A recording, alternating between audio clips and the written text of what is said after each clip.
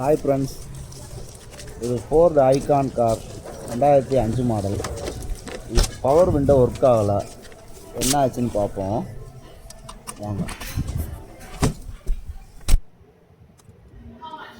இந்த சாவி போட்டாச்சு. இந்த பவர் விண்டோ ஒர்க் ஆகலை. பாருங்க, பட்டன் அமுக்கிறேன், பட்டன் ஒர்க் ஆகலை. பவர் விண்டோ கிளாஸ் இறங்கலை. இந்த பட்டனே ஒர்க் பண்ணி, இந்த பட்டனும் ஒர்க் ஆகலை. அநேகமாக பீஸ் போயிருக்குன்னு நினைக்கிறேன். பீஸ் போயிருக்கான்னு பார்ப்போம்.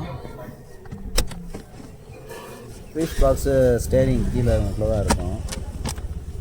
பார்ப்போம். இது பீஸ் பாக்ஸோட டயக்ராம். இது பவர் விண்டோ பீஸ் எங்கே வருதுன்னு பார்ப்போம்.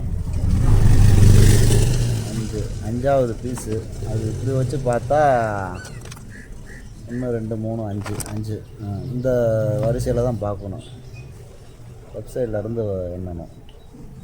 5வது பீஸு பிடுங்கி பார்ப்போம். ஒரு கட்டிங் பிளேயரோ மவுஸ் பிளேயரோ வச்சுக்கோங்க. எல்லாத்தையும் பிடுங்க முடியும், கையில் வராது. கையில் எடுத்து காமிக்கிறேன் பாருங்கள். ஆமாங்க, பீஸ் போயிடுச்சு. இதுக்கு என்ன பண்ணலாம்னா, இன்னொரு பீஸ் எடுத்து ஒரு செம்பு கம்பி வயரை அதில் சுற்றி விடுங்க. அது ஆம்ஸுக்கு தகுந்த மாதிரி சுற்றணும். இது 40 ஆம்ஸு. நான் ஒரு 2 இது சுற்றிருக்கேன். பீஸை போட்டு ஒர்க் ஆகுதான்னு பார்ப்போம். பீஸை போட்டாச்சு. இக்னிஷிங் ஆன் பண்ணியாச்சு.